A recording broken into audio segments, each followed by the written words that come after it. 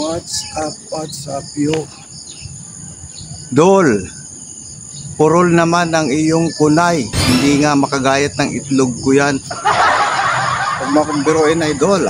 Dahil matalas to mga idol. Hindi basta-basta purol ng ating kunay. Kahit yung itlog mo, kayang-kayang tiwain yan. Oh? Talas yan, idol. Oh?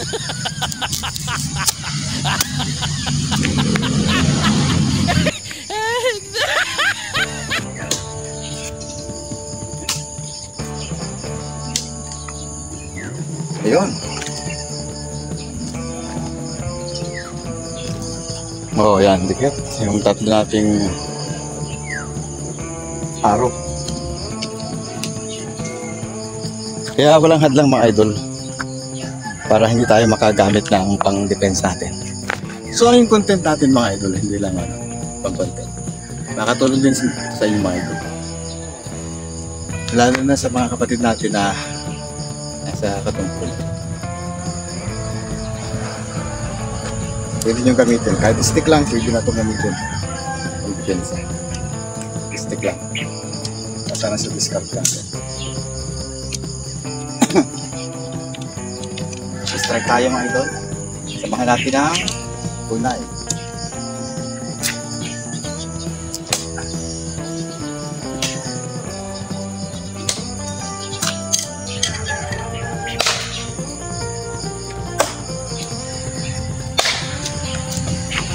It's good. Dito natin tinira sa strike board yung ating kunay nagtatlo. At siyempre yung araw natin, doon natin tinira sa medyo malata. Kasi hindi naman siya tatalag dito sabi sa ito, palutsinam. Nakunat siya. Hindi ba siya tatalab dito? Kailangan niya ng malakas sa puwersa para tumalab dito sa strike board. Ayan, nakita natin kung gaano kalakas. Ayan. Yung hagis ng ating kunay mga idol ay nakabasa sa iyong lakas ng hagis. Kaya try natin mag-adjust tayo. Adjust tayo ng distance.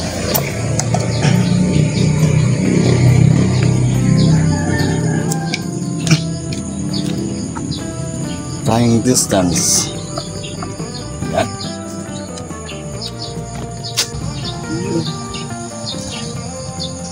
Sa malapit mo lang ay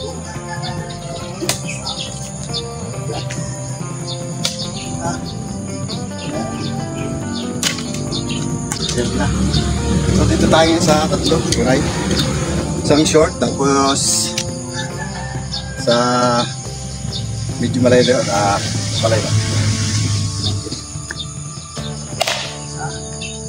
Dito tayo. No. So sa paghahagis mga idol, kailangan sa pagmatalim ang gamit nyo, kailangan nyo nang ingat kasi delikado nga. Napakatalim nito mga idol.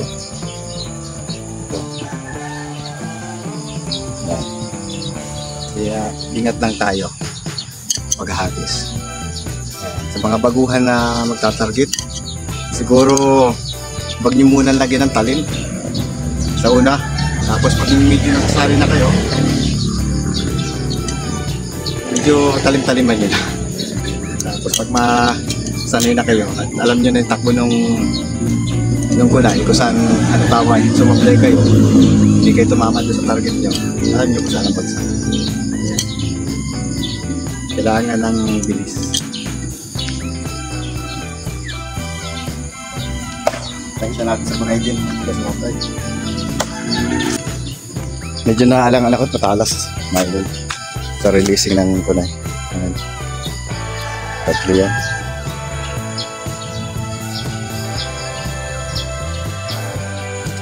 So yan muna ang tips natin mga idol sa inyo sa gustong mag-practice nitong aking content. Mga subscriber natin, sa mga friends natin, ingat lang kayo sa pagpa-practice. Medyo kasi ako sanay na sa mga ganitong klase na matatalas. Laki kasi ako sa bundok. Isa pag malaki. Ang tatay ko kasi ano siya, hunter. Nahuli sila ng mga labuyo. Kaya nang lumaki ako, kasama-sama ko yun sa pag-hunting. Kaya sanay tayo sa paghawak ng mga ganitong mga bagay. Kaya salamat sa inyo mga idol dyan, sa mga nag-subscribe sa aking channel. Please subscribe to Leon's Official Vlog. Huwag kayong mag-continue sa subscribe button at notification bell para updated kayo sa akin. Bye!